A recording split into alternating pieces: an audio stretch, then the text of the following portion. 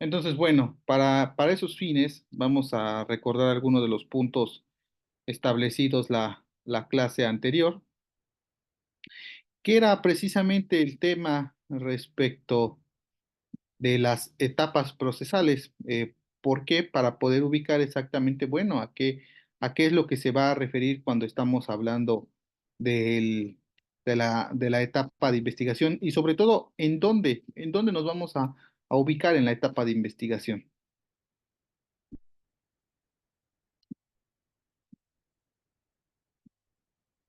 Bueno, decíamos que precisamente la facultad de investigar, esa facultad investigadora que tiene el Estado, no como entidad federativa, sino propiamente como Estado, constitucionalmente se encuentra establecida en el artículo 21 de la Constitución. El artículo 21 da ese mandamiento a que la investigación de los delitos sea única y exclusivamente del Ministerio Público, que si bien es cierto nos establece que también las corporaciones policíacas, las policías puedan realizar investigación, sin embargo, estas, las segundas, es decir, las policías, únicamente las van a poder realizar bajo la conducción y mando en el ejercicio de la función del Ministerio Público.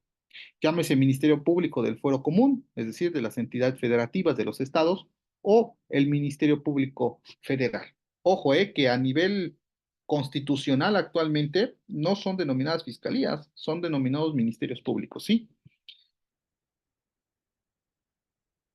Decíamos también que la carpeta de investigación va a ser, pues, evidentemente, aquel contenido, o más bien, ese expediente que se va a dar inicio derivado de una denuncia, de una querella, de una noticia criminal.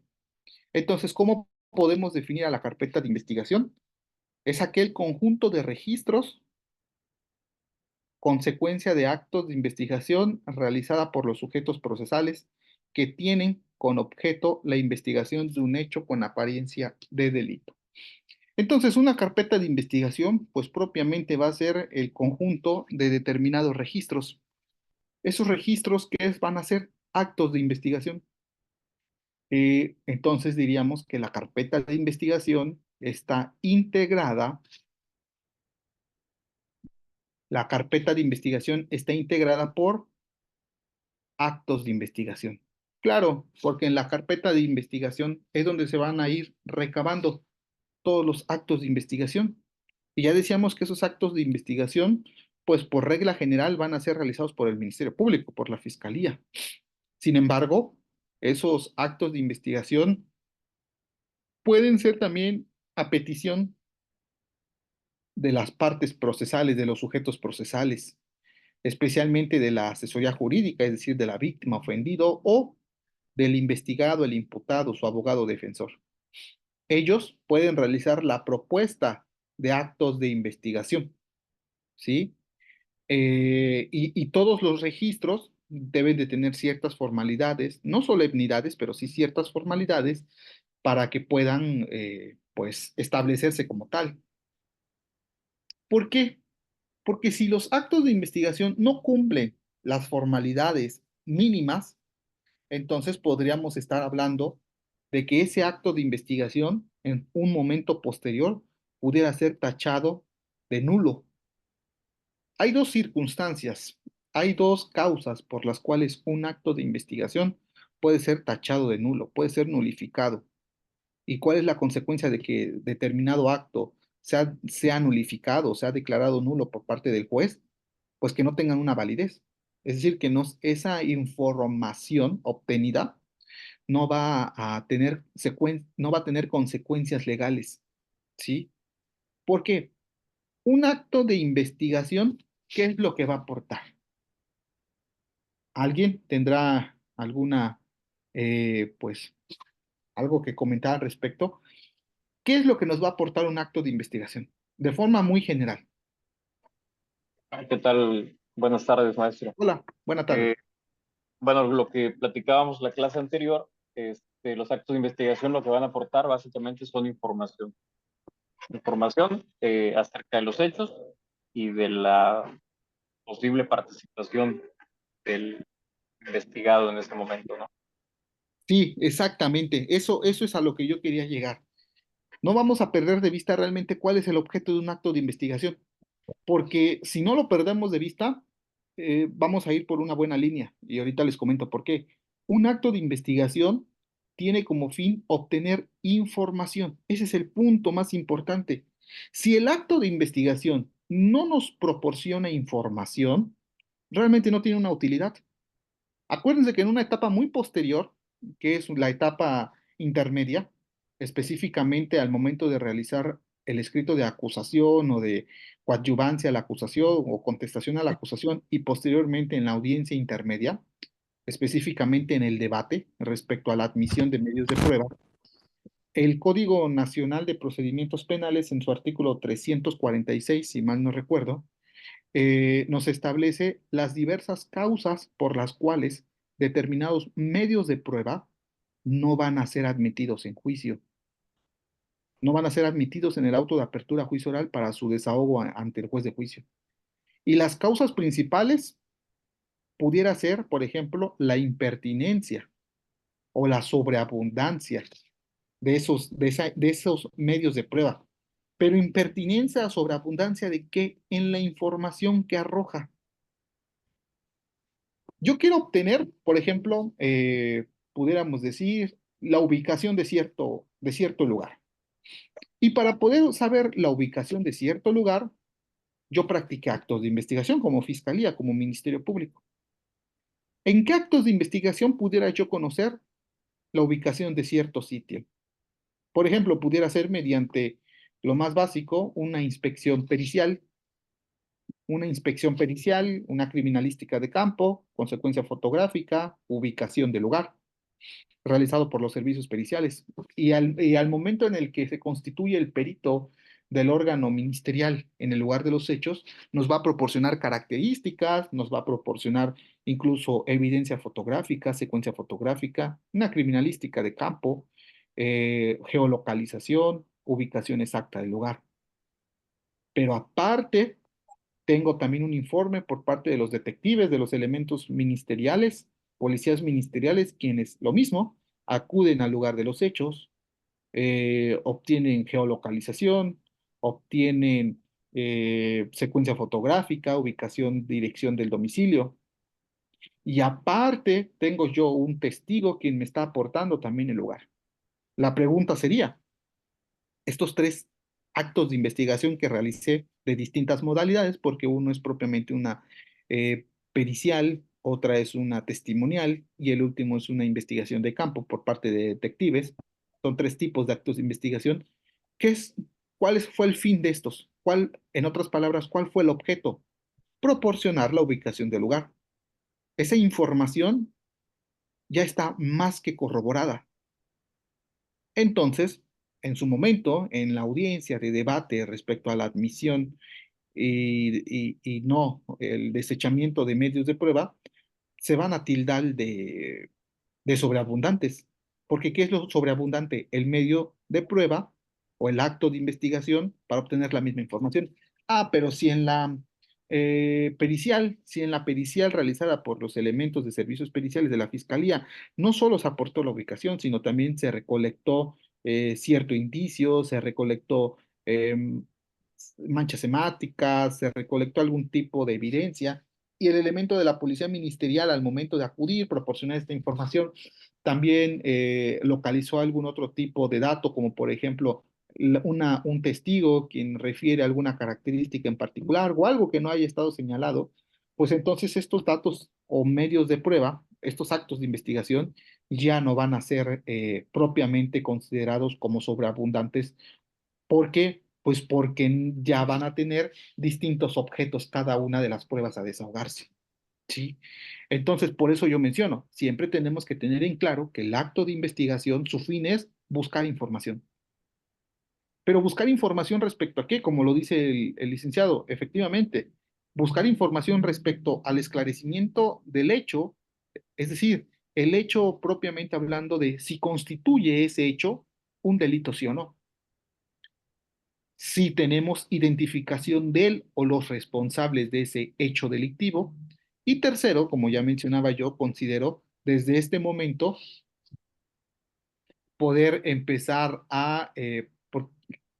desde este momento también poder obtener actos de investigación tendientes a la reparación del daño, a la reparación del daño. Vamos, yo estoy hablando desde fiscalía y desde asesoría jurídica,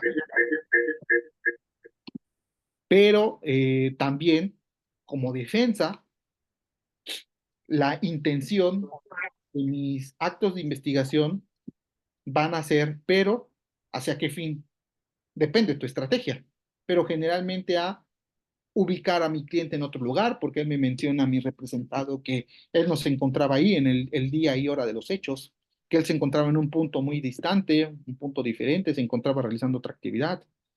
Sencillamente que él sí, o probablemente que él sí estuvo ahí, que él sí estuvo en el lugar de los hechos, pero no realizó esa conducta, ¿no? Depende del tipo penal también ante el que nos encontramos.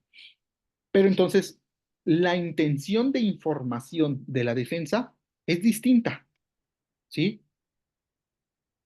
Me viene a la mente, por ejemplo, las declaraciones. En audiencia, en audiencia, ya sea una audiencia inicial o una audiencia de juicio, por ejemplo, en donde las declaraciones de los imputados o de los acusados, según sea el caso, pues tiene una gran importancia. ¿Por qué? Porque el silencio, y digo, así lo mencionó, el silencio de los representados, de los imputados o de los acusados, bajo el principio de la presunción de inocencia, pues no puede haber una incriminación por guardar silencio, ¿no? Pero el que tú realices ciertas manifestaciones, esas manifestaciones, al menos, aunque no sea una confesión, porque la confesión tiene ciertos requisitos constitucionales, pero sí la declaración pudiera no ser tan conveniente para tus intereses de defensa o para los propios intereses del representado, del imputado o acusado. ¿Por qué? Porque indirectamente podría ubicarse en el momento, podría ubicarse en el lugar. Oiga, pero eso es una autoincriminación, no directamente, pero sí indiciariamente. Indiciariamente también te pudiera perjudicar. Ciertas declaraciones, eh, repito, por lo mismo, porque tú solo te estás ubicando en día, en hora, en acción de lo que se te está reprochando, ¿sí? Pero bueno, entonces, digo nada más para tener en claro esto, la carpeta de investigación va a ser ese conjunto, pudiera ser una carpeta de investigación física, pudiera ser una carpeta de investigación electrónica, realmente no nos lo indica, no nos indica la ley procesal, pues esa formalidad, solamente que sí, los actos de investigación deben de llevar requisitos mínimos. ¿Cuáles son esos requisitos mínimos? Fecha, lugar, personas que intervienen, que quede registro de esas personas mediante firma, huella, o según sea el caso. Porque si no tenemos ubicado, pues, quienes intervinieron, su firma, día y hora, pasa algo que se llama, hay una incertidumbre jurídica. Y entonces, a mí como imputado o como abogado del imputado, no me va a permitir poder confrontar o contradecir, bajo el principio de contradicción, ese acto de investigación. Me deja en una incertidumbre. Adelante, por favor.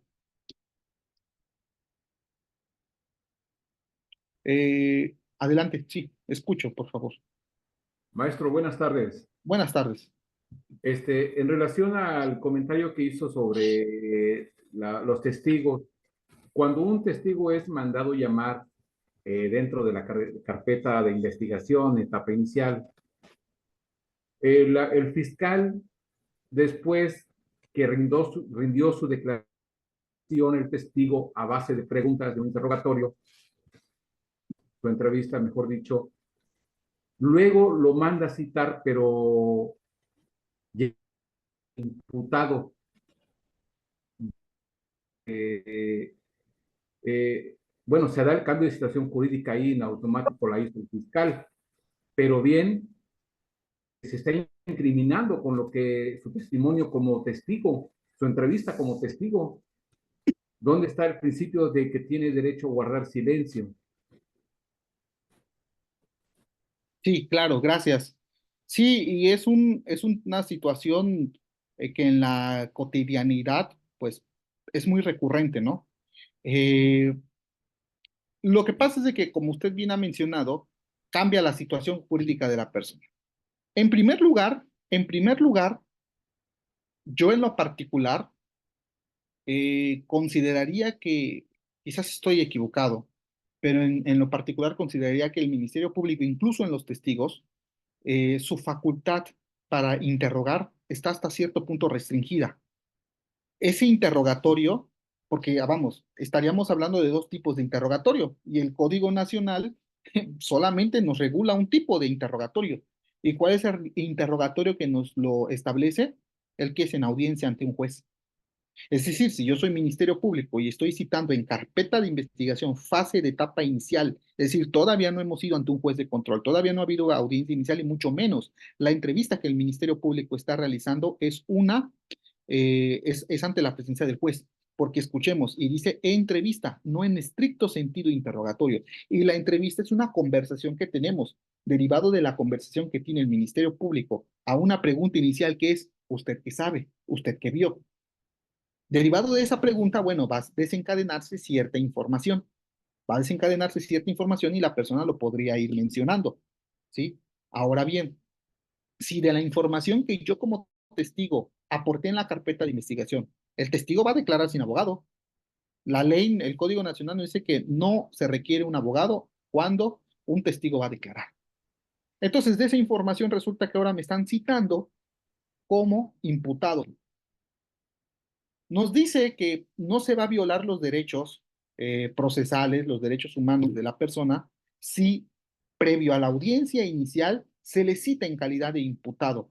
¿Para qué? Para informarle que derivado de la entrevista o de la información que se tiene, ha cambiado su estatus. Y entonces ahora sí podría ya realizársele una lectura de derechos y el tratamiento procesal que se le va a dar va a ser distinto. Ahora sí ya tiene derecho a una defensa, acceder a los registros de la carpeta de investigación y todo lo que eso conlleva, incluso también en la audiencia inicial.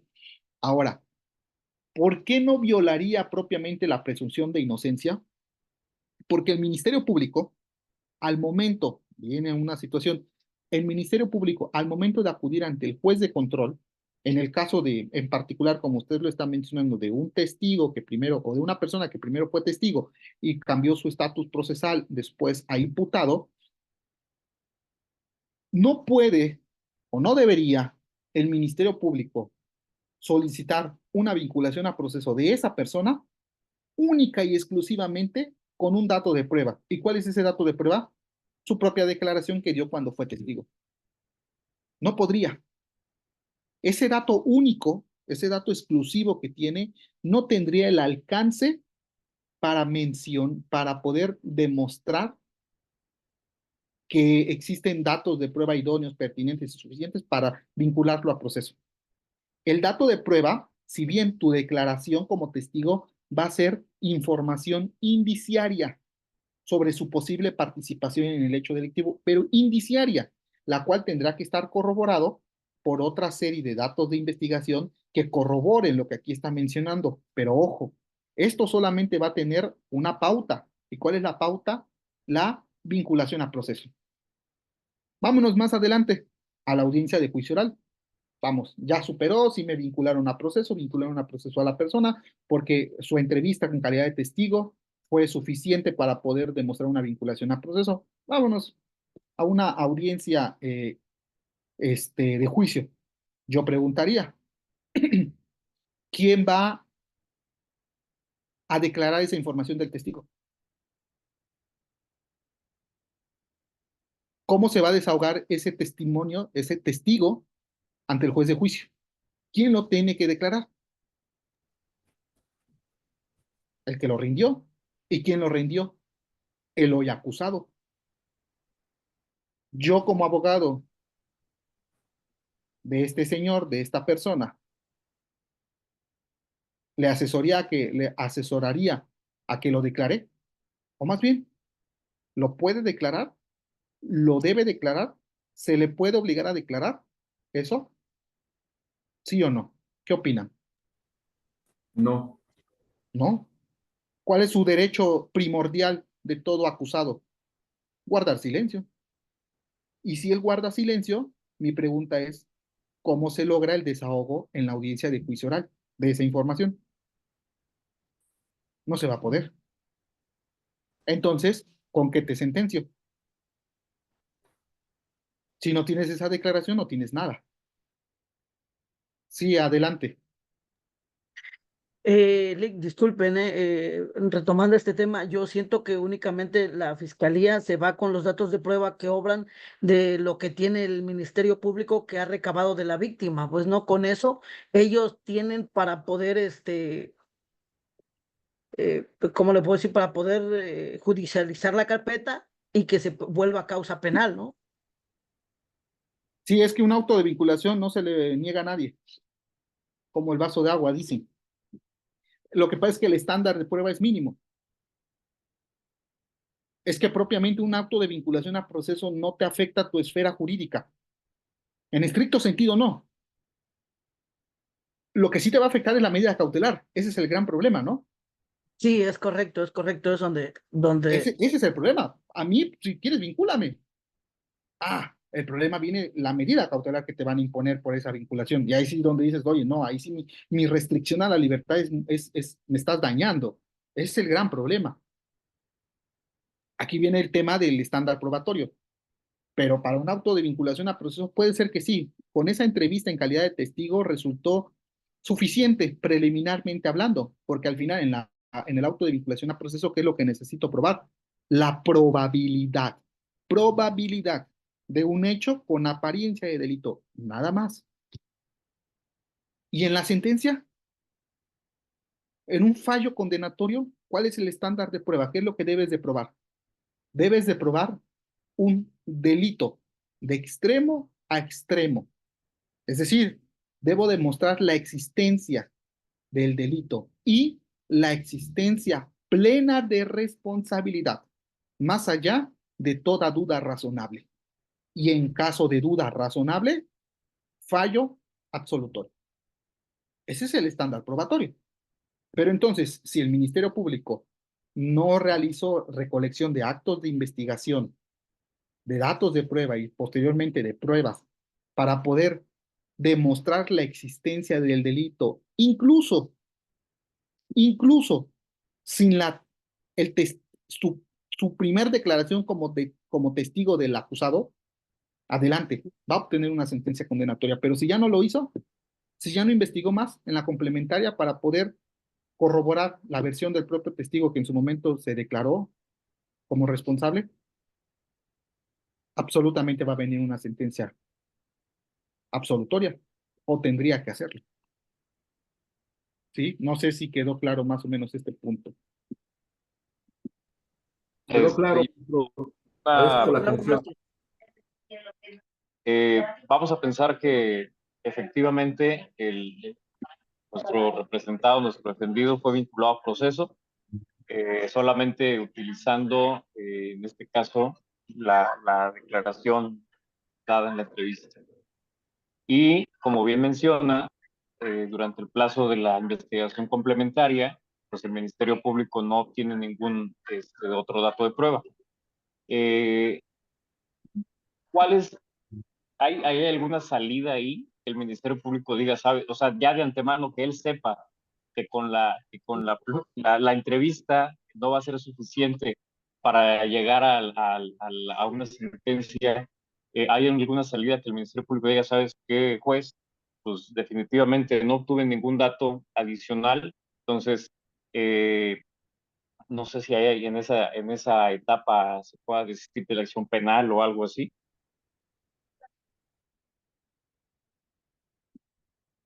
Sí, bueno, por principio de cuenta, sí lo puede hacer.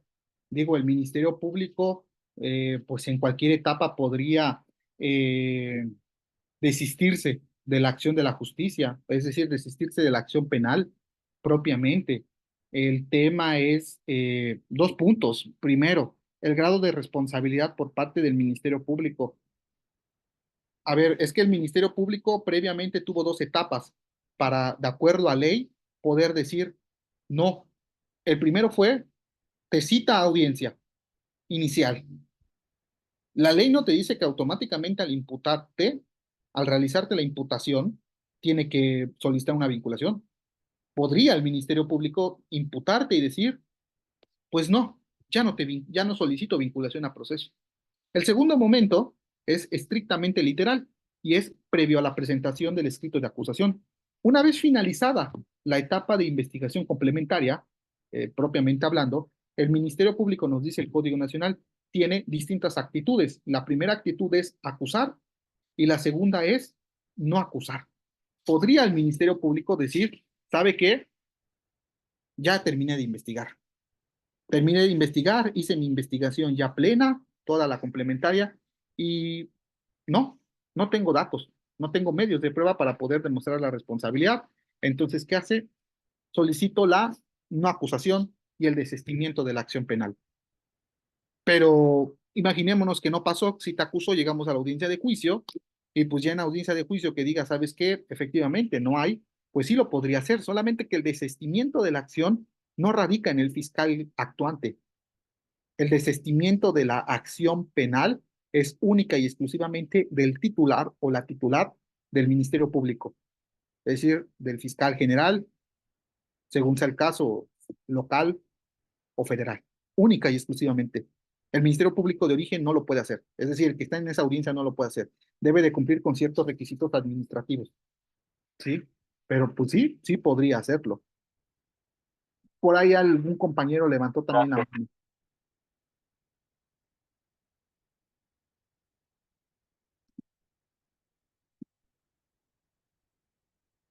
¿No? Ok, bueno. Eh, El objeto de la investigación, bueno, ya dijimos las formas del ministerio, las formas de inicio. A ver, decíamos que, y solamente no me voy a detener mucho, pero tenemos que establecer la investigación inicial. La investigación inicial, bueno, no tenemos que hablar mucho al respecto, pero la investigación inicial se puede iniciar, o hay dos tipos de desarrollo de la investigación inicial. Yo les decía la sesión anterior que la investigación inicial puede durar 6 meses, 8 meses, un año, 2 años, o puede únicamente tardar 48 horas. ¿Por qué? Porque si la denuncia se inicia sin detenido, como comúnmente se le denomina, es decir, el hecho ya aconteció, no hubo detenido derivado de esos hechos delictivos, no hubo detención en flagrancia, entonces se inicia la carpeta de investigación sin un detenido. Y el objeto es empezar a recabar todos los datos de prueba tendientes a la probabilidad de un hecho delictivo y la probabilidad de participación de uno o varios sujetos. Pero si se detiene en flagrancia a la persona, entonces solo, exclusivamente, el Ministerio Público va a tener 48 horas para poder recabar esos datos de prueba. 48 horas, no más. Y de hecho, pues debe de tener menos. ¿Por qué? Porque debe de realizar la solicitud de audiencia previo a que finiquiten, a que fenezcan esas 48 horas. Por regla constitucional, ninguna persona puede estar detenida por más de 48 horas. Entonces, finalizadas las 48 horas, el Ministerio Público debe de tomar una decisión y tiene dos opciones. La primera opción es dejar en libertad a la persona. ¿Y por qué se deja en libertad a una persona detenida por flagrancia delictiva? Se le deja en libertad, uno, porque de la investigación también. Resulta que de la investigación inicial, de esas 48 horas que se han tenido, resulta que ya se logró demostrar que no tiene participación en el delito. Es más, se logra demostrar que no hubo un delito. Se logra demostrar que ese robo por el que fue detenido en flagrancia no fue un robo. Se logra demostrar que efectivamente el propio detenido es el dueño de la cosa, que hubo, vamos, un malentendido y que entonces no hay hecho delictivo. O imaginémonos que fue detenido por un hecho de daños culposos y ya la víctima, el ofendido, acudió ante el Ministerio Público y otorgó el perdón. Dijo que no quiere presentar querella en contra de la persona. Entonces, cualquiera de estas opciones, ya no hay acción penal que perseguir. La acción penal se ha extinguido, por decirlo así. Entonces, al no haber hecho delictivo, al no haber querella en su contra, por ejemplo, daños culposos, el Ministerio Público no puede llevarlo. ante un juez de control. Entonces se decreta la libertad, diríamos una libertad total o absoluta, ¿sí? Pero la otra forma o la otra causa por la que se le deja en libertad a una persona es porque vamos a seguir investigando. La investigación inicial va a continuar, pero en este momento considero que la investigación continuará en libertad del sujeto. Y eso es lo que nos establece el artículo 140 del Código Nacional de Procedimientos Penales. El artículo 140 del Código Nacional de Procedimientos Penales nos dice lo siguiente.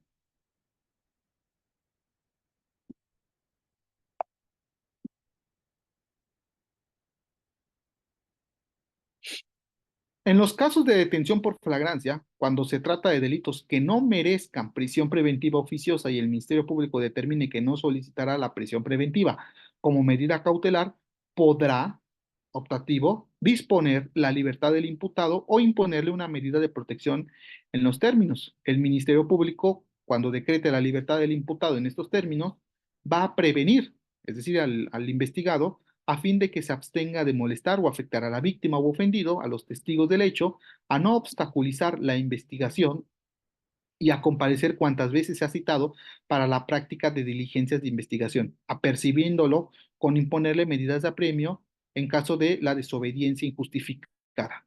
Entonces, tenemos que el Ministerio Público puede decretar la libertad de una persona cuando se trate de una detención en flagrancia o porque no existe hecho, porque se logró demostrar que no tiene nada que ver, hubo videos en donde se logra demostrar que él estaba en otro lugar, en otro momento, en otro sitio, o en su caso porque sí tenemos indicios, pero yo no voy como Ministerio Público a solicitar una medida cautelar restrictiva de libertad, específicamente la prisión preventiva.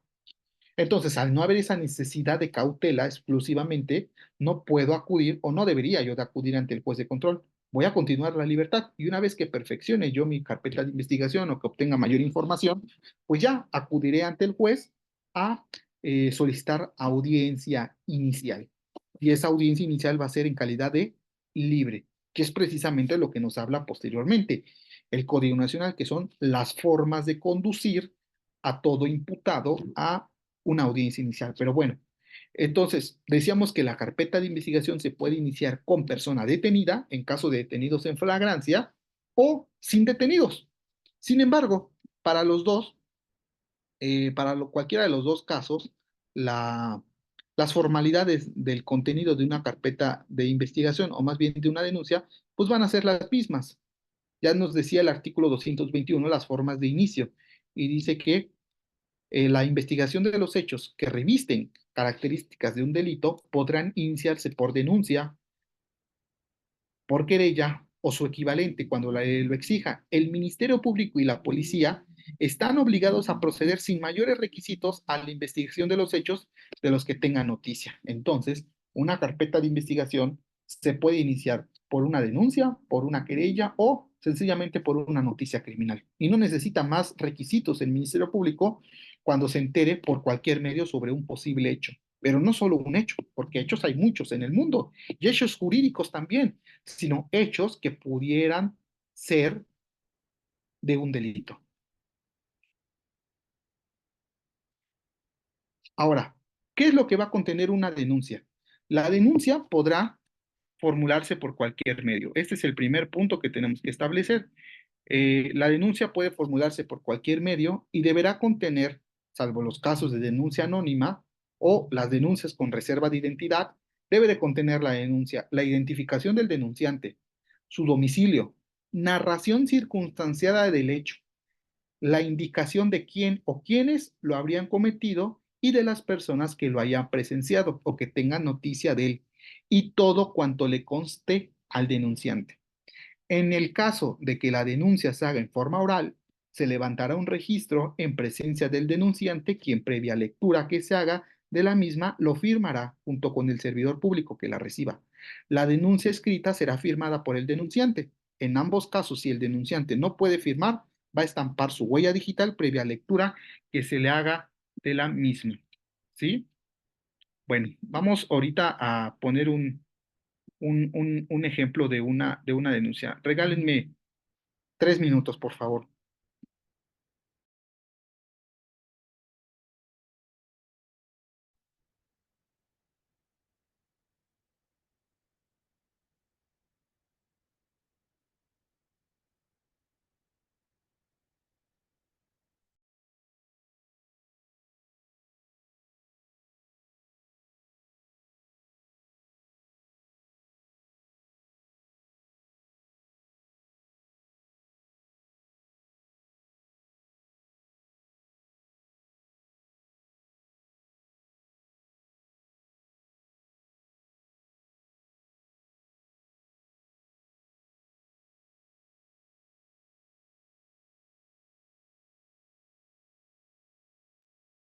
Listo. Bueno, entonces, el Código Nacional de Procedimientos Penales, pues precisamente al regular todo lo referente al procedimiento penal, nos va a establecer también algunos eh, requisitos o los requisitos mínimos del contenido y la forma de toda denuncia.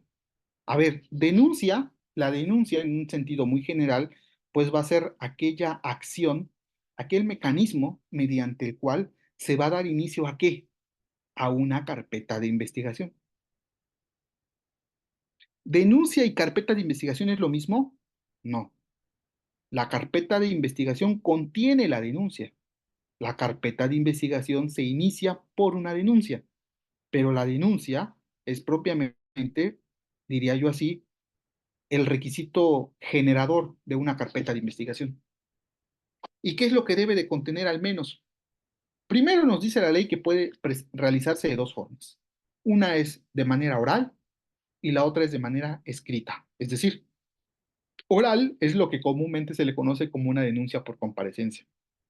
Cualquier persona cualquier persona puede presentar una denuncia por sí misma, sin necesidad de ir acompañada de abogado o algún tipo de requisito en particular. Lo puede hacer, es un derecho constitucional. En el caso de ser una persona, por ejemplo, un niño, una niña, un adolescente, pues esa denuncia en estricto sentido no la puede interponer por sí mismo. Deberá estar asistido pues de algún tipo de persona familiar o en su caso de alguna autoridad que represente los intereses de ese menor de edad, de ese niño, de ese adolescente. Pero entonces tenemos denuncia por comparecencia o denuncia por escrito. Bueno, ¿y cuál usted recomienda si me preguntaran? Pues yo te diría la que resulte al caso. Sinceramente, las dos van a tener la misma validez. Una denuncia por escrito y una denuncia oral valen jurídicamente hablando exactamente lo mismo. No hay algún tipo de diferencia. El problema, o no es tanto problema, sino más bien la situación aquí que los va a diferenciar es ¿qué tanto grado de exactitud quieres? No es lo mismo que una persona, un hombre, una mujer que conoce o que incluso fue víctima de un delito, se siente ante el Ministerio Público, ante un fiscal, a narrar los hechos, que incluso pudiera ser también revictimizante para la propia persona, a pues con cierta moderación y calma, pues hacerlo ante un profesional del derecho que pudiera pues ir dando las pautas para la narrativa de los hechos. Pero realmente va a tener ambas la misma validez. O sea, no tampoco se va a decir, pero bueno, prefiero que la hagamos ante el Ministerio Público para que el Ministerio Público te vea que es real que tú lo estás diciendo. No, en ningún momento hay diferencia. Tienen el valor legal exactamente igual. Ahora bien, ¿qué es lo que debe de contener cualquiera de las dos? Ese registro. Primero es eso, que la denuncia, es decir, la denuncia de los hechos en forma general, se debe de constatar o debe de quedar constancia de ello en una narración que va a llevarse posteriormente y que va a estar firmada por todos los que hayan intervenido, que pues principalmente es el servidor público que la recibió, en este caso el Ministerio Público, el fiscal, quien recibió la denuncia, la firma, las huellas de quien la viene a presentar y en el caso de estar asistida por un asesor jurídico, es decir, abogado que representa intereses de la víctima, pues también va a quedar estampada la firma, la huella de ese abogado, de ese asesor jurídico, pues como registro de existencia de la misma, ¿no? Porque ese registro posteriormente va a tener utilidad para etapas posteriores, como incluso una audiencia de un juicio oral. ¿Por qué? Porque en una audiencia de juicio oral o incluso en una audiencia inicial ante un interrogatorio ya en presencia del juez, pues ¿qué es lo que se va a poder interrogar? ¿Qué es lo que se va a poder narrar, exponer las partes? Pues única y exclusivamente lo que está ahí establecido. Claro, pudiéramos salir un poco, pero no podemos ir más allá.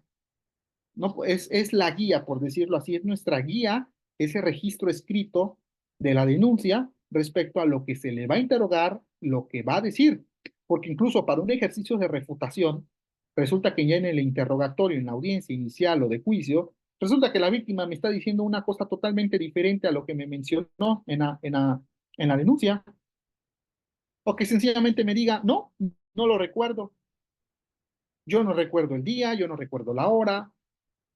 Su señoría, solicito una técnica de litigación consistente en el comúnmente llamado refresco de memoria. Póngase a la vista su denuncia. ¿Lo reconoce usted, víctima? Sí. ¿Por qué lo reconoce? Porque es mi firma, porque esa yo la hice, yo la declaré. ¿Me podría usted indicar cuándo fue el lugar de los hechos? Ah, tal lado. Es una forma de poder demostrar contradicciones, inconsistencias, refutaciones. Por eso es indispensable que quede registrado. Pero la parte medular, bueno, porque son varios requisitos, ¿no? Lo que ya les acabo de decir, que quede estampado en un documento que se va a llamar acta circunstanciada de la denuncia, la firma, identificación de las personas, identificación del denunciante, claro está, algún tipo de domicilio o medios para poderle notificar sobre el seguimiento de las actuaciones, pues la identificación si conoce de quién lo cometió, domicilio también de ello, pero lo más importante, hay otros puntos que podemos agregar y que no está aquí, y ahorita lo vamos a platicar, pero lo más importante va a ser que la narrativa de los hechos. El denunciante, ya sea de manera oral, comparecencia o escrita, la presentación de la denuncia, el denunciante tendrá que presentar o exponer una narración circunstanciada del hecho, es decir, de lo que pasó. Para eso, el Ministerio Público o usted, abogado, asesor jurídico que va a redactar la denuncia, la víctima, la persona denunciante, probablemente no tenga algún problema de carácter postraumático, pero probablemente sí. Y el volver a narrar estas circunstancias puede ser bastante doloroso. Y no hablo necesariamente físicamente, pero sí de otro tipo. Y bastante complicado y difícil. Pudiera haber cierta información que no nos va a dar. Entonces, la labor del abogado, del servidor público que está realizando la denuncia, la recepción de la denuncia, o del abogado que está en su escritorio o donde quiera recabando la información para redactar una denuncia por escrito, deberá de tener ciertas habilidades o más bien ciertas eh, técnicas para poder obtener información. Obtener información de quién, del propio denunciante. Porque ¿cuáles son los puntos básicos que debe de contener una narrativa? Circunstancias de qué? De tiempo, de modo y de lugar. Entonces diría yo, ¿cuáles son las circunstancias que se deben de exponer en una narración de hechos de denuncia? Circunstancias de tiempo, de modo y de lugar. Tiempo, lugar y modo. Eso es lo que se debe de exponer, mínimamente. ¿Por qué? Porque si usted no menciona cuándo pasó el hecho, ¿va a ser útil esa denuncia? Claro que no. Si usted no menciona dónde pasó el evento, tampoco. Y mucho menos si nos falta información respecto al modo en el que sucedió el hecho. Para ello, yo recomiendo que practiquemos estas preguntas mínimas. ¿Qué, cómo, cuándo, dónde, por qué, quiénes? ¿Qué, cómo, cuándo, dónde, por qué y quiénes? ¿Qué pasó? ¿Dónde pasó? ¿Cómo pasó? ¿Por qué pasó? ¿Cuándo pasó? ¿Quiénes estuvieron ahí? Mínimamente estas preguntas. Pero si usted, el servidor público o el propio abogado le pregunta, a ver, nárreme qué pasó, le puede narrar 4 o 5 renglones y ya no va a saber más qué decir. Por eso debe de realizarse ese ejercicio de obtención de información, para que quede expuesta la mayor posible. Pero no solamente para el desarrollo de la carpeta de investigación, no solo para eso, sino también para una etapa posterior. ¿Qué nos dice el Código Nacional en su artículo 311? El Código Nacional en su artículo 311 nos habla sobre el procedimiento para formular imputación. Ya estamos aquí en una audiencia inicial. La investigación inicial ha finalizado. Tan es así que ya solicitó el Ministerio Público audiencia inicial para posteriormente a la imputación solicitar su vinculación a proceso, que esta persona, el investigado, sea vinculado a proceso. Pero en la formulación de imputación que nos dice el artículo 311, nos dice, una vez que el imputado esté presente en la audiencia inicial por haberse ordenado su comparecencia, es decir, ya está presente, o por haberse ejecutado en su contra una orden de aprehensión o ratificado de legal la detención, caso de flagrancia, y después de haber verificado el juez de control que el imputado conoce sus derechos fundamentales dentro del procedimiento penal, o en su caso después de habérselos dado a conocer, ahora sí, se le va a dar el uso de la voz, la palabra al agente del Ministerio Público para que el Ministerio Público exponga al imputado, ojo aquí, ¿qué es lo que le va a decir el Ministerio Público al imputado? Le va a decir el hecho que se le atribuye, clasificación jurídica preliminar, fecha, lugar y modo de su comisión, forma de intervención que haya tenido en el mismo, así como el nombre de su acusador. Pregunta, ¿y esa información de dónde la vamos a obtener? Pues de los datos de prueba, es decir, de los actos de investigación, pero elementalmente va a ser de la propia denuncia. Mucho va a servir ahí, mucho va a funcionar. Fecha, lugar, modo de su comisión, cómo lo cometió usted, forma de su intervención. Probablemente ya lo que es la clasificación jurídica preliminar, claro está, y la intervención del sujeto, es decir, su grado de intervención, autor material, autor intelectual, coautor, partícipe, previo, durante, posterior al hecho delictivo. Ya la clasificación jurídica, un robo, por ejemplo, un robo agravado, de acuerdo al Código Penal del Estado de Veracruz, artículo 202, párrafo primero en relación con el 205, en su inciso, en su fracción segunda, incisos A y B. Esa clasificación jurídica no está obligada a realizarla el denunciante al momento de presentar su denuncia, pero sí el Ministerio Público, pero ese encuadramiento ya es una labor propiamente del Ministerio Público. Pero entonces, esa información que yo como Ministerio Público le voy a indicar al detenido, al imputado, al investigado en la audiencia inicial, la voy a obtener principalmente de la denuncia. Oiga, pero no solo es la denuncia, hay otros actos de investigación, claro, totalmente. Pero incluso los propios actos de investigación necesitan un chispazo. Los propios actos de investigación necesitan algo para dar inicio, para conducir líneas de investigación. ¿Y cómo deduzco qué línea de investigación voy a tomar? Pues de la información que me dé el denunciante, claro está, el tiempo, el lugar, porque si no es empezar de la nada. Y empezar de la nada o empezar del todo es prácticamente imposible. El denunciante debe de dar ciertas pautas. ¿Preguntas? ¿Algún comentario al respecto? Reitero. Mi Adelante. pregunta está en el chat, maestro, perdón. Sí, adelante, por favor. Sí, mi pregunta está en el chat. A ver.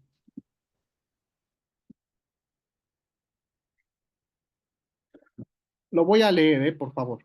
Dice, en caso de que una denuncia por escrito no esté ratificada y llegue ante el juez de control, ¿puede la defensa solicitar el sobreseimiento o no vinculación a proceso? No. Bueno, de que lo puede solicitar, sí, yo lo solicitaría, realmente sí. Pero el Código Nacional tampoco me establece la ratificación de la denuncia. Porque si ya la denuncia ha llegado al Ministerio Público, fue recibida y se continuó con los actos de investigación, no, no es necesaria la ratificación del escrito, no será necesaria.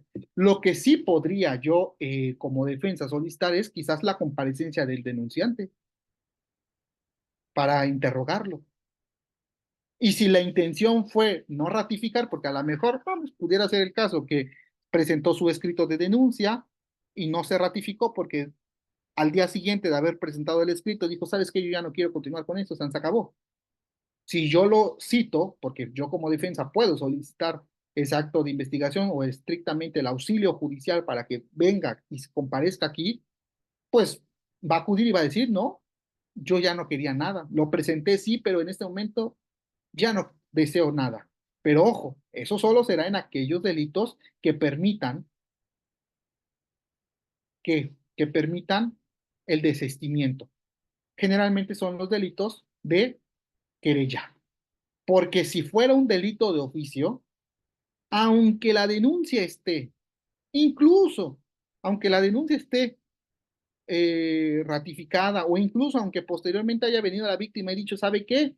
Me desisto de mi denuncia, pero si es un delito de oficio, no, no se puede sobreseer el asunto debe de continuar y la investigación también, por ende. Bueno, y entonces, bueno, ya en una etapa posterior, que sería una audiencia de un juicio, cuando venga esta persona a decir, pues bueno, ya vamos a ver qué es lo que menciona, porque a lo mejor nos podrá variar las versiones y ya no encuadra con la teoría del caso de la propia fiscalía. ¿Sí? Adelante, por favor. Sí, maestro, era lo que quería preguntar, que efectivamente no recuerdo en dónde leí que el Código Nacional no establece la ratificación de la denuncia, sino que es una práctica que se quedó del sistema anterior, y bueno, pues siguen haciendo los ministerios públicos, ya saben que la costumbre se hace ley.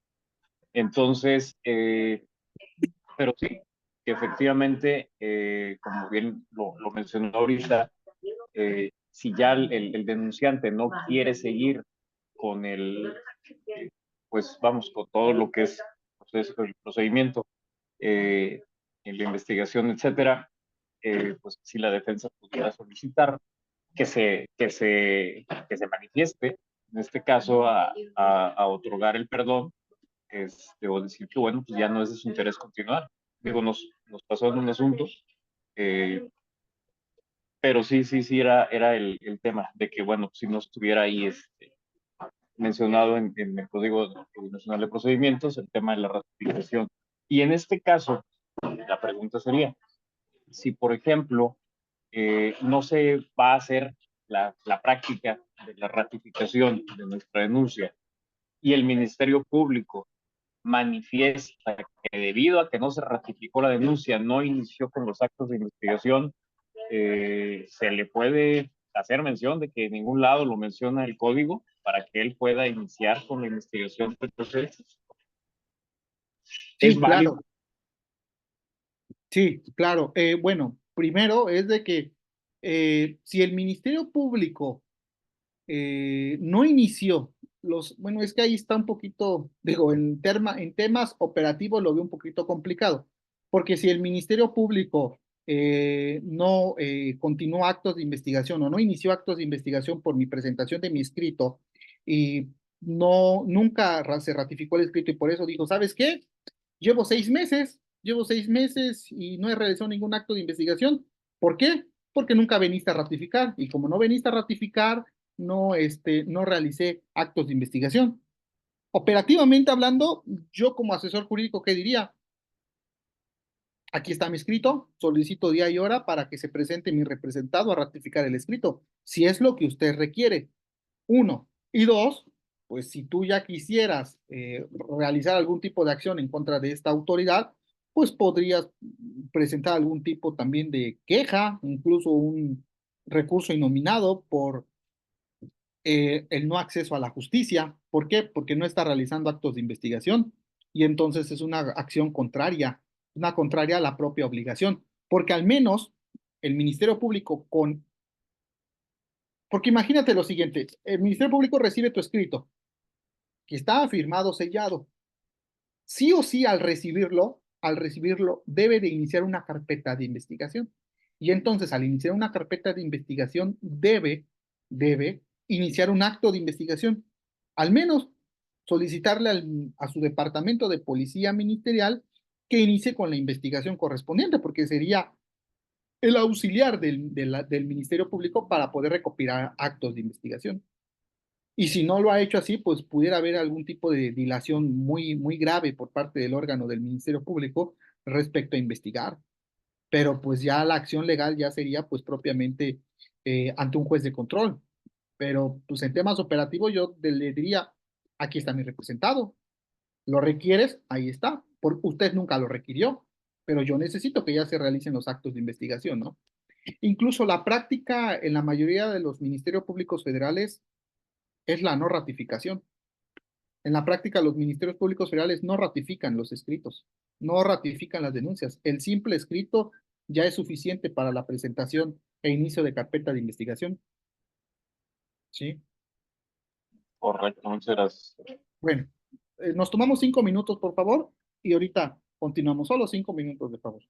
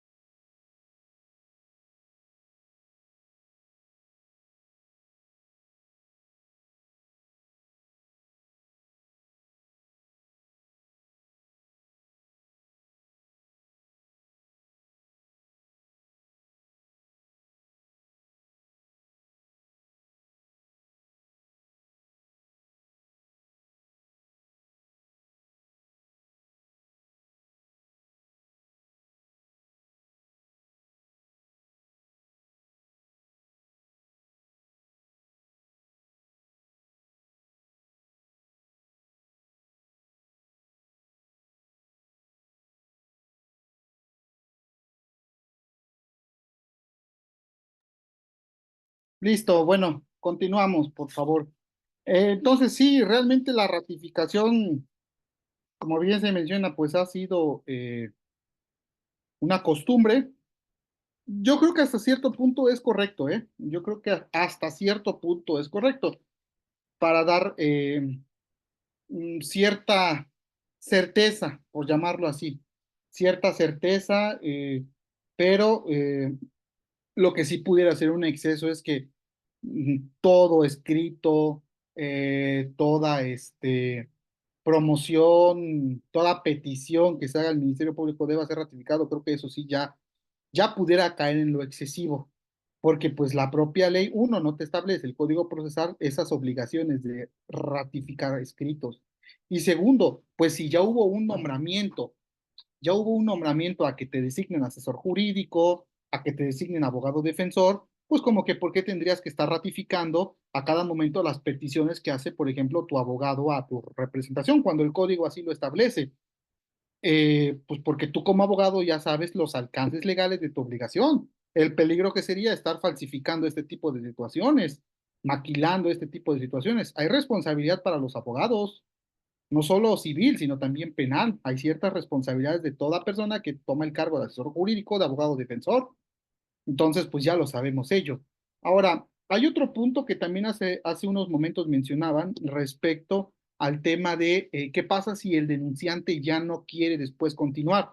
Ojo, hay que tener mucho cuidado, porque ya les decía yo que en los delitos de oficio me viene a la mente, por ejemplo, la violencia familiar, que es muy, desafortunadamente, muy recurrente. En la violencia familiar, en muchas ocasiones, la denunciante o el denunciante, puede ser hombre o mujer, pues llega a alguna situación y decide ya no continuar con el procedimiento por la causa que me digan y piense. Ya no desea continuar, probablemente incluso pues quiera otorgarle, y lo digo entre comillas, el perdón a la otra parte, a la parte denunciada, pero recuerden, por ley, no se pueden otorgar perdones, o más bien no tendrán validez legal los perdones ministeriales o judiciales en delitos de violencia familiar, ni tampoco se pueden realizar acuerdos reparatorios. La ley establece estrictamente la prohibición de realizar acuerdos reparatorios en materia de violencia familiar.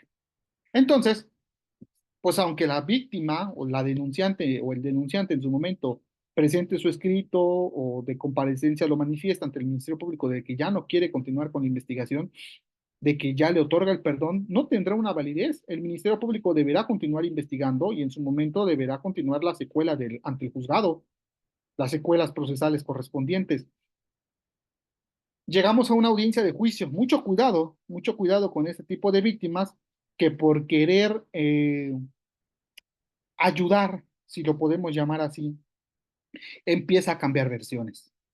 Empieza incluso a decir, yo no dije eso, eso fue al revés, esto es una mentira, yo no firmé eso. ¿Por qué? Porque pudiera encuadrarse ese denunciante en un delito que se llama falsedad ante la autoridad, que está previsto en el artículo 333 del Código Nacional, perdón, del Código Penal del Estado de Veracruz, y así en los demás códigos de los estados. La falsedad ante autoridad, pues es toda aquella manifestación que se demuestre de falsa ante una autoridad competente, y el Ministerio Público es autoridad competente, el juez es autoridad competente. Entonces, bueno, a lo mejor por lo que tú acabas de mencionar en la audiencia de juicio, que no fue cierto así, que fue de otra forma, pues a lo mejor se logra absolver a la persona, pero a ti te pueden iniciar una carpeta de investigación por ese delito que se llama falsedad.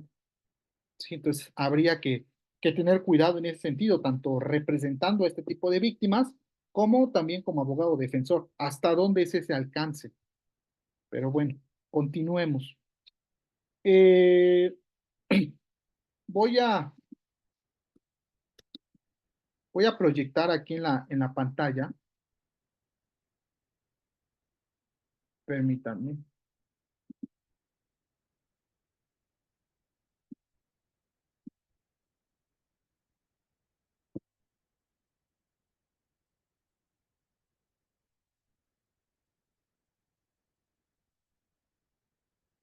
Digo, hay muchas, ¿cómo le podríamos decir? Pues formas, estilos, si lo queremos denominar así, de presentar algo y de redactar más bien algún tipo de denuncia. Ya dijimos que lo más elemental que se debe contener una interposición de denuncia, ¿qué va a ser? La identificación de la persona. ¿Quién es la persona que está denunciando? Aquí en la pantalla estoy proyectando un, un estilo, un modelo de denuncia en su modalidad escrita por temas de violencia familiar, temas de carácter eh, especializados en contra de la familia, mujeres, niños y adolescentes. Y es quién está denunciando, cuál es su calidad, cuál es el domicilio o datos que se le van que está proporcionando su domicilio.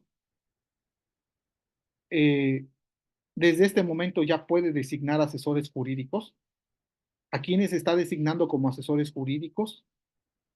Sus identificaciones de esos asesores jurídicos, nombre, cédula profesional, Y algo muy importante, medios de notificación, no solo físicos, sino también electrónicos de estos abogados, que serán los asesores jurídicos, porque los asesores jurídicos, de acuerdo al artículo 86 del Código Nacional, pues pueden actuar de manera indistinta, en conjunto, para asesorar, intervenir en todas las etapas del procedimiento en representación de la víctima y por ende como coadyuvante, por así decirlo, del fiscal que lleve la carpeta de investigación. Entonces, desde este momento ya puede empezar a realizar una designación. Si yo conozco quién cometió el delito, a quién estamos denunciando, también desde este escrito de denuncia ya podemos establecer que la denuncia es en contra de determinada persona. La información que tengamos al respecto de ella, incluso su domicilio. ¿Por qué? Pues porque de esta forma podemos, por así decirlo, agilizar la investigación, ¿no? Entre mayor información demos a la Fiscalía, al Ministerio Público, pues se supondrá que mayor agilidad va a tener la investigación, porque estamos facilitando la investigación, el esclarecimiento de sus hechos. Su domicilio. Y bueno, yo ya decía, si usted quiere, pues puede mencionar por hechos que pudieran tener la apariencia del delito de robo, fraude, violencia familiar, incumplimiento de un deber legal, incumplimiento de la obligación de dar alimentos, lesiones, daños, el que ustedes quieran, lo pueden establecer, claro. Incluso le pudieran poner ahí una clasificación jurídica, 226, 202, el artículo que ustedes me digan. Pero ahí sí, a criterio personal, considero no oportuno hacerlo. Porque al final la denuncia tú eres aunque tú seas el profesional del derecho, no es tu actividad que está correspondiendo en este momento, encuadrar conductas típicas. Tu actividad, como el nombre lo dice, la denuncia es denunciar y denunciar es exponer, eso es denunciar, realizar una exposición de determinados hechos. Eso es una denuncia, eso significa denunciar. Cuando yo digo, yo denuncio que en tal lado está sucediendo esto, pues yo vengo a alzar la voz y a decir que esto está pasando. A alguien hacerles del conocimiento algo. Porque la tarea ya de encuadramiento penal creo que le debería de corresponder al Ministerio Público.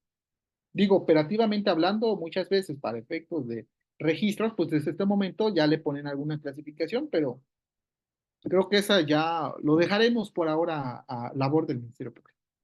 Ahora, la parte importante, pues es la narrativa de hechos. ¿Cuáles son esos hechos que yo vengo a mencionar?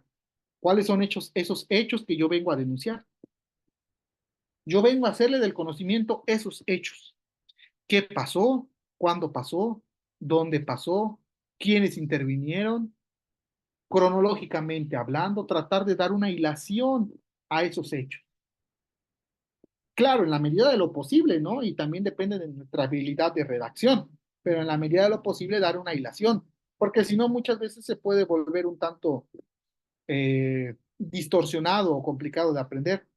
Digo, a diferencia de otras materias, como por ejemplo materia civil, la ley nos establece en esta última, pues ciertos requisitos, lineamientos para la exposición de los hechos, ¿no? Debidamente enumerados y estos puntos, realmente en el Código Nacional no nos establece un requisito como que vengan enumerados, una secuencia enumerado hasta ciertos límites, no, nos habla de una narrativa, porque estás narrando hechos, pero reitero, creo que le debemos de dar la coherencia necesaria para poder encontrar una hilación lógica, ¿no? Con la información que nos interesa. Y sobre todo también desde aquí, con la información que es sobre el hecho. No nos vamos a salir, bueno, y resulta que hace 20 años el tío le decía que le gustaba, o sea, los dulces, no lo sé, alguna cosa que no tenga que ver con ese hecho que se está denunciando, con ese hecho que se va a investigar, pues es impertinente, resulta innecesario realizar mayor evocación de hechos que no tienen relación directa. Pudiera haber una relación indirecta, sí, pero tendríamos que establecer hasta cuándo, ¿no? Y hasta dónde.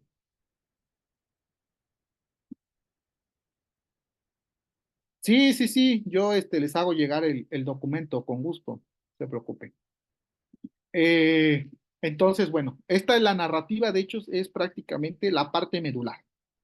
Esto es lo que más cuidado hay que tener, ¿sí? Esto es lo que más cuidado hay que tener. Reitero, yo como una recomendación, yo les diría, cuando redacten unos hechos de una denuncia, preguntas básicas: qué, cómo, cuándo, dónde, por qué y quiénes.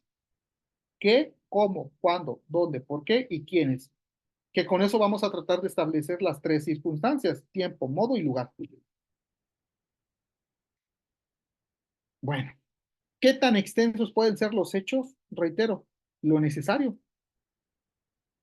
Solamente que a mí me causaría un poquito de preocupación legal, por llamarlo así, que fueran unos hechos de 4 renglones. Si la narrativa de hechos es de 4 renglones, caray, me preocuparía, porque pues, que no hay hechos, o fue muy mala lo que como se hizo la entrevista. No es que ya dije el lugar, dije que fue en la calle 25, Colonia Centro, de la ciudad de Veracruz. Ya dije que fue el día 25 de mayo del 2024 y que me robaron. Pues sí, vamos, quizás es la información que tienes, pero yo creo que se puede obtener más. ¿Cómo venían vestidos? Aproximadamente de qué edad eran, características físicas. Sí, ya me dijo usted que le robaron, pero me podría decir más o menos cómo recuerda que fue el hecho. ¿Cómo venía usted platicando? ¿Venía usted caminando? ¿En qué sentido de la calle más o menos usted venía? ¿Cómo fue la acción del desapoderamiento? ¿Un sujeto sacó un arma? ¿Cómo era esa arma? Más o menos características. Posteriormente, ¿quién le jaló el bolso? ¿Quién la amagó con el arma? Porque si posteriormente logramos identificar, yo le puedo decir a cada uno de los imputados, en caso de que sean dos, quién hizo qué cosa. Se llama individualizar los hechos. Es decir, individualizar las conductas. Yo le puedo mencionar la individualización de la conducta, porque probablemente a uno yo le pueda reprochar autoría material y al otro yo le pueda reprochar autoría intelectual. A uno autoría material y a otro partícipe y no autor, que es muy diferente. Por eso tratar de ser lo más específicos posible o detallados. ¿Sí? Entonces yo puedo mencionar todo esto.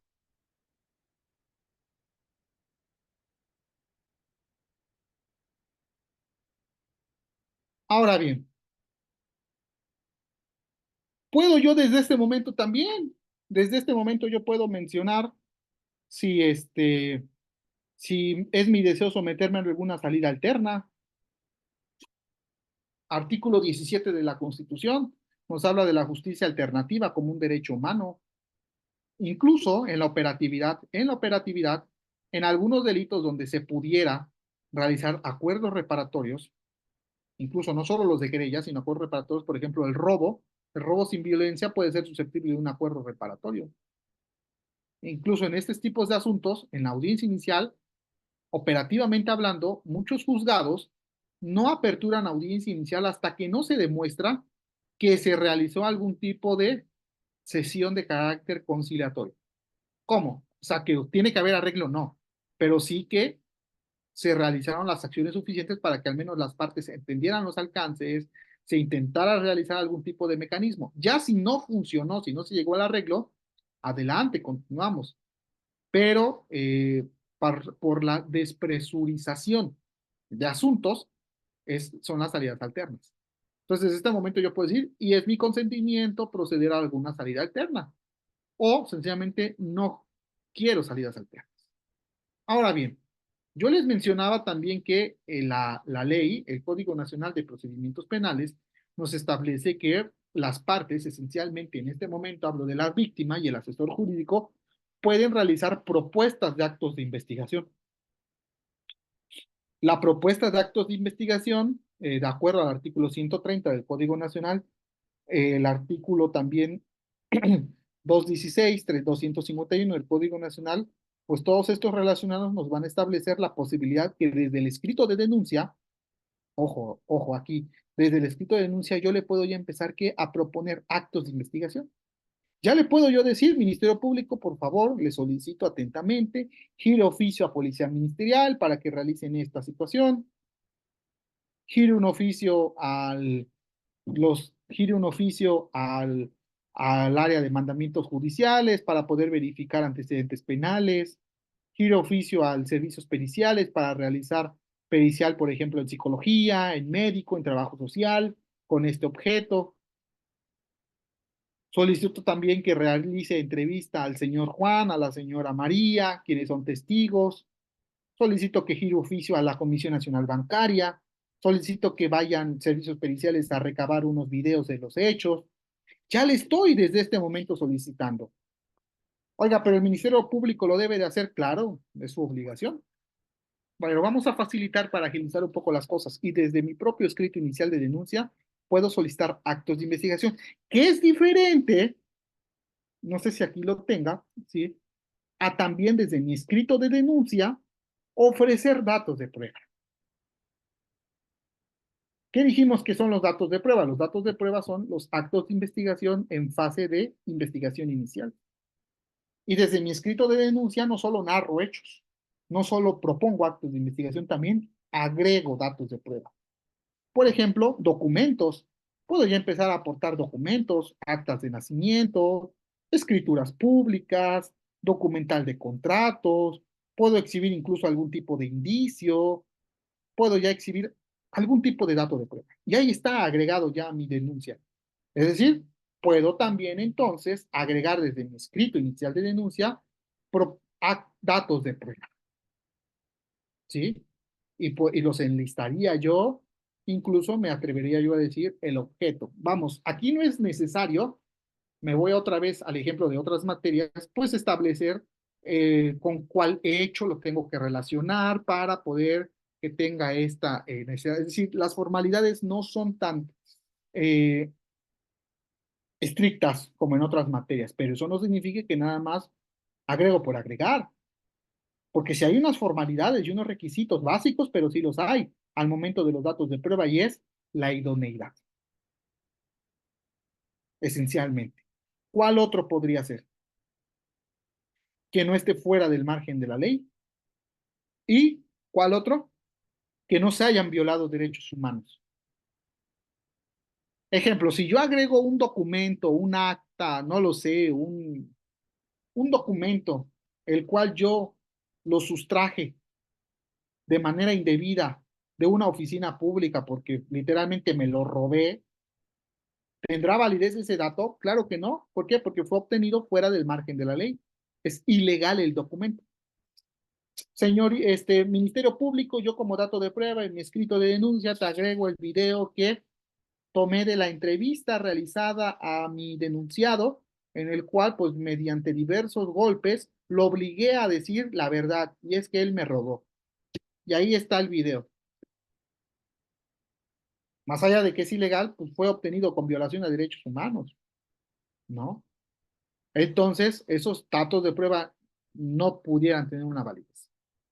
Entonces, también en mi escrito de denuncia inicial puedo yo ya agregar, anexar datos de prueba.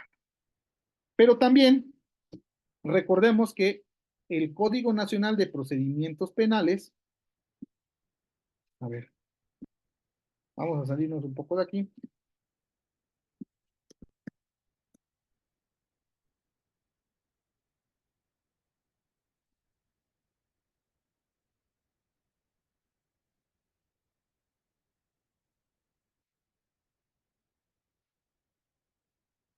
Ahí se debe de verificar.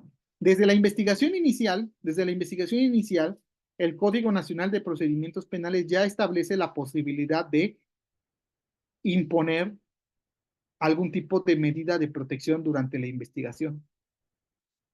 El artículo 137 del Código Nacional nos dice que el Ministerio Público, bajo su más estricta responsabilidad, ordenará fundada y motivadamente la aplicación de las medidas de protección idóneas cuando estime que el imputado representa un riesgo inminente en contra de la seguridad de la víctima o ofendido. Este artículo del 137 nos va a establecer diversas medidas de protección que puede establecer. Ojo, entonces diría yo, pregunta de examen, ¿quién impone medidas de protección? Ministerio Público. ¿Cuándo? Cuando exista la necesidad de un riesgo inminente para la seguridad de la víctima o el ofendido. ¿Y de quién va a ser responsabilidad? Del Ministerio Público. El Ministerio Público deberá de valorar si resulta necesaria e idónea, porque también si no lo hace y no la impone, es bajo su responsabilidad la no imposición y las consecuencias administrativas, penales incluso, de no haber interpuesto una medida de protección. ¿Cuáles son? Nos habla el Código de 10. Prohibición de acercarse o comunicarse con la víctima u ofendido. Limitación para asistir o acercarse al domicilio de la víctima u ofendido o al lugar donde se encuentre. 3. Separación inmediata del domicilio. 4. La entrega inmediata de objetos de uso personal y documentos de identidad de la víctima que tuviera en posesión el probable responsable. 5. Prohibición de realizar conductas de intimidación o molestia a la víctima o ofendido o a personas relacionadas a ella. 6. Vigilancia en el domicilio de la víctima u ofendido. 7. Protección policial de la víctima u ofendido. 8. Auxilio inmediato por integrantes de instituciones policiales al domicilio en donde se localice o se encuentre la víctima u ofendido en el momento de solicitarlo. 9. Traslado de la víctima u ofendido a refugios o albergues temporales, así como de sus descendientes, y el reingreso de la víctima u ofendido a su domicilio una vez que se salvaguarda su seguridad. Ahora, hay unas reglas también que nos dice este propio artículo. Dentro de los 5 días siguientes a la imposición de las medidas de protección previstas en la fracción 1, 2 y 3, deberá celebrarse audiencia en la que el juez podrá cancelarlas o ratificarlas o incluso modificarlas mediante la imposición de las medidas cautelares correspondientes. En caso de incumplimiento de las medidas de protección, el Ministerio Público podrá imponer alguna de las medidas de apremio. En la aplicación de estas medidas, tratándose de delitos por razón de género, se aplicará de manera supletoria la Ley General de Acceso de las Mujeres a una Vida Libre de Violencia. Entonces, el Ministerio Público, cuando se trata de las medidas de protección 1, 2 y 3, es decir, la de prohibición de acercarse, limitación para estar con la víctima y la separación del domicilio, el Ministerio Público la impone, él la decreta. Se decreta y te notifico a usted, denunciado, que tiene prohibición de acercarse, tiene limitación de asistir al domicilio de la víctima o incluso ordena la separación inmediata del domicilio. Si impone alguna de estas tres, él lo impone, acuerda y hace las acciones legales correspondientes ante las autoridades operativas, llámese las policías o según sea el caso, lo que se necesite. Pero una vez impuestas, tiene 5 días hábiles el Ministerio Público para poder acudir al juez, para solicitarle al juez una audiencia en donde el Ministerio Público primero le va a exponer que decretó esta medida, le va a exponer por qué la decretó y no solo por qué, sino también cuáles son los datos de prueba que justifican la imposición de la medida. ¿Por qué? Hay una característica en común de estas tres medidas de protección, ¿cuál es? Que son restrictivas de actuar y propiamente de libertad de una persona, es decir, del denunciado. Entonces, como son restrictivas de mi actuar, pues necesito ir ante el juez para exponerle por qué la impuse, con qué datos de prueba justifico la imposición, la idoneidad. Y el juez, una vez escuchado esto, podrá hay tres cosas que puede hacer el juez. O las cancela. Sí, Ministerio Público, usted lo impuso, pero no al lugar, no hay necesidad, no hay justificación, se deja sin efecto su medida cautelar, su medida de protección, la cancela. 2, la ratifica, es decir, confirma la idoneidad, la necesidad, la justificación de la imposición de esa medida. O en su caso, las modifica, pudiera modificarlas por la imposición, en su caso, de una medida cautelar, pudiera ser el caso, ¿sí? Entonces, ¿por qué menciono esto? Porque porque en la denuncia,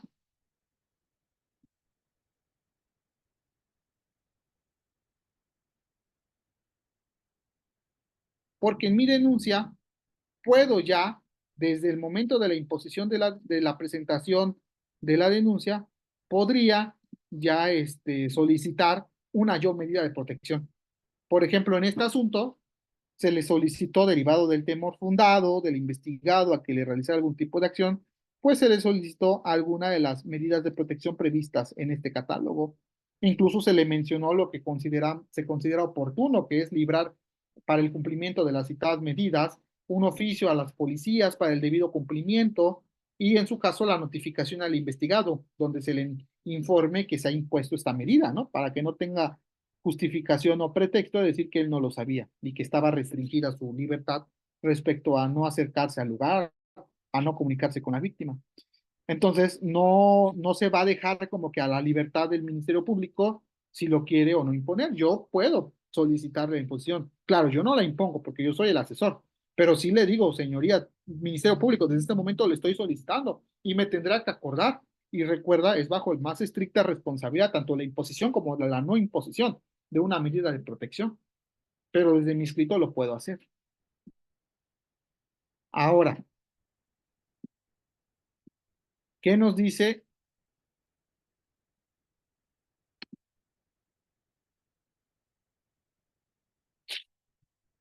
Un momento, a ver. Pero ¿qué nos dice el código respecto a la duración? El artículo 139 del Código Nacional de Procedimientos Penales nos dice duración de las medidas de protección. La imposición de las medidas de protección y las providencias precautorias tendrán una duración máxima de 60 días naturales, prorrogables hasta por 30. Cuando hubiere desaparecido la causa que dio origen a la medida decretada, el imputado, su defensor o en su caso el Ministerio Público podrá solicitar al juez de control que la deje sin efecto. Ahora, hay otras cuestiones respecto a este tema que también pudiera solicitarse en mi escrito inicial de denuncia. Y si no lo hago en mi escrito inicial de denuncia, lo puedo solicitar a lo largo de la investigación, que son, por ejemplo, las providencias precautorias para la restitución de derechos de la víctima. El artículo 138 del Código Nacional nos dice que para garantizar la reparación del daño, la víctima, el ofendido o el Ministerio Público podrán solicitarle al juez dos tipos de providencias precautorias. A ver, entonces, las providencias precautorias, ¿para qué van a servir? Para garantizar la reparación del daño. Ojo aquí, yo les dije que la investigación tenía tres fines: esclarecimiento de hecho y por ende si es o no delito, esclarecimiento de responsabilidad y reparación del daño. Y las providencias precautorias en la etapa de investigación inicial, para eso me va a servir. Yo le puedo pedir al Ministerio Público, la víctima, el ofendido, puede solicitarle al juez que se decrete algún tipo de medida precautoria. Uno, el embargo de bienes. Dos, la inmovilización de cuentas y demás valores que se encuentren dentro del sistema financiero. El juez decretará las providencias precautorias siempre y cuando de los datos de prueba expuestos por el Ministerio Público se desprenda la posible reparación del daño y la probabilidad de que el imputado sea responsable de repararlo. Ojo también, no solo es pedir por pedir, tiene que haber dos cosas. Uno, datos de probable responsabilidad y dos, pues sobre el tema de la reparación. Si yo no tengo forma de justificar una cuantía de reparación, es más, si yo no tengo forma de justificar una reparación, pues no habrá idoneidad, no habrá justificación de por qué realizar un embargo de un bien al imputado, ¿sí?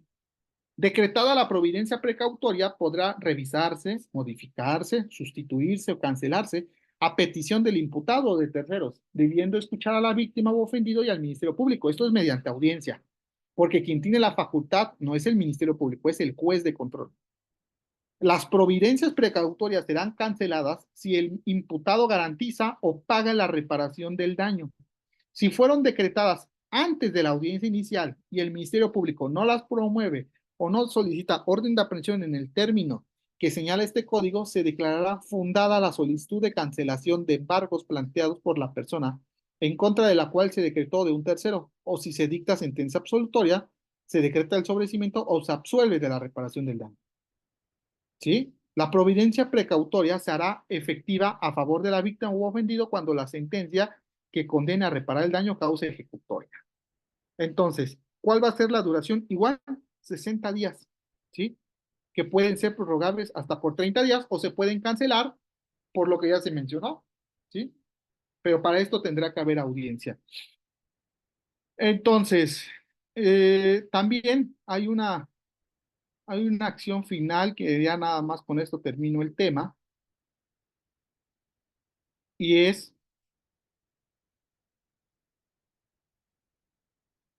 un momento, el restablecimiento de las cosas al estado previo. A ver, ahorita lo mencionamos. Adelante, por favor. Sí, maestro. Retomando el tema de los datos de prueba, para no violar los derechos de cómo se obtuvo ese dato de prueba, ejemplo, un agente municipal de aquí del estado, Veracruz, tiene documentos públicos como agente municipal, un acta circunstanciada, donde se dio cuenta de cómo se ingresaron a un domicilio y se da un despojo. Tiene los nombres de las personas que entraron al domicilio por creerse máximas autoridades, por ser comisariados de un ejido. Entonces, ¿cómo puedo yo ofrecer ese dato de prueba ante la fiscalía para no incurrir como defensa o como asesor jurídico en una falta, o bien para ofrecerlo sin que se dé la vulneración de sus derechos humanos de esta persona como servidor público, como agente municipal? Sí, gracias. Muy bueno su pregunta, su comentario. Primero tendríamos que ver la naturaleza del acto de investigación, ¿vale? A ver, primero, ¿quién es? ¿Un agente municipal? Si es un agente municipal, podríamos decir que tiene la característica de un servidor público. Al ser servidor público, entonces tendríamos que ver hasta dónde está su alcance en facultades. Diríamos, y yo me tendría que preguntar, que no lo sé, con exactitud lo voy a decir sinceramente, no lo sé. No soy experto en el tema. Pero el agente municipal tendrá facultades para realizar una acta circunstanciada sobre esos hechos. Probablemente no, probablemente no, probablemente no. Pero yo lo que haría es esto. Si el agente municipal redactó un acta circunstanciada donde dice, yo observé esto como una tipo fe de hechos, como una tipo narrativa, tipo, no sé, notario público, algo parecido así que está haciendo, yo doy fe de que esto pasó. Yo le voy a decir al agente municipal, oiga, ¿me puede obsequiar, regalar, facilitar una copia de esto, de esa acta que usted hizo? Y él me va a decir, ok, adelante, tómala. Yo la puedo agregar como dato de prueba, sí. La documental o el documento, el acta circunstanciada realizado por el agente municipal respecto a los hechos. A usted yo le diría esto. ¿Tendrá validez este documento? Yo diría que sí. ¿Pleno? Por supuesto que no. Por supuesto que no, por una sencilla razón. El nivel probatorio, los estándares probatorios o las reglas probatorias en el Código Nacional no nos habla ya de pruebas plenas, semiplenas, nos habla sencillamente de una valoración libre. Probablemente no sea del todo legal este documento. Probablemente la agente municipal no tenía las facultades para hacerlo. Pero ¿sabe usted qué es el agente municipal? Si el agente municipal, yo vi esto, es un testigo. Y entonces, derivado de este acta que él hizo porque vio tales hechos, es, ahora sí, ¿ok? Esta es una forma para poder demostrar que el señor Juan, agente municipal, conoce de los hechos. Entonces solicito como acto de investigación la citación del señor Juan a la carpeta de investigación. Cite usted al señor Juan para que nos narre al respecto. Y se le gira cita al señor Juan en calidad de agente municipal para que nos narre al respecto. Y esa declaración que él va a hacer como un hecho presencial de los hechos tiene toda la validez correspondiente. ¿Sí? Entonces tendríamos que verificar exactamente qué tipo de prueba estamos hablando, porque a lo mejor mi prueba no es una prueba, es decir, no me voy a quedar con el simple documento, porque yo a lo mejor posteriormente puedo demostrar que fue obtenido con una ilegalidad, porque no tenía las facultades del agente municipal para poder expedir este documento, pero ya el documento pasa a segundo plano. Lo que ahora importa es que con esto yo sé que él sabe de hechos. Y al saber de un hecho, tiene toda la obligación de comparecer ante el Ministerio Público y declarar en calidad de testigo. Siéntese, señor, expónganos. Y ya, declara y dice, ah, sí, lo que pasa es que yo era agente municipal en ese entonces y ese día yo me encontraba en el lugar ubicado en tal sitio cuando en ese momento logré observar que en la casa del señor Pedro, quien es también integrante de la comunidad, llegó otra persona de nombre, no sé, Tomás, y este empezó a los golpes, tomó un punzocortante, tomó fuego, prendió, encendió, y todo lo que usted me quiera. Pero lo está diciendo porque es agente municipal, no, lo está diciendo porque él vio los hechos, ¿sí? En ese caso en particular. Entonces tendríamos que ver. Un ejemplo diferente podría ser, por ejemplo, que yo a usted, por alguna razón que no sé cómo, logré obtener el registro de llamadas, comúnmente llamada la sábana de llamadas, que tuvo X con Y, o los mensajes que realizó X con Y. La pregunta es, ¿yo puedo intervenir eso? ¿Yo puedo tener las comunicaciones de terceros? Por supuesto que no.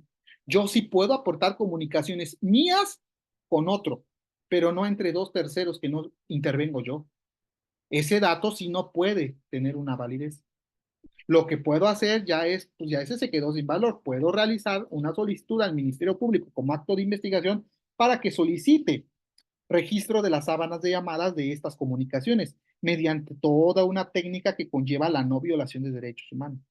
A lo que yo voy es que tendríamos que analizar qué tipo de información queremos obtener y buscar la estrategia legal idónea para poder obtener esa información de manera legal. ¿Sí? Por ejemplo, un cateo, por ejemplo, algún tipo de acto de investigación, porque recordemos que hay actos de investigación que requieren ¿qué? Control judicial y actos de investigación que no requieren control judicial.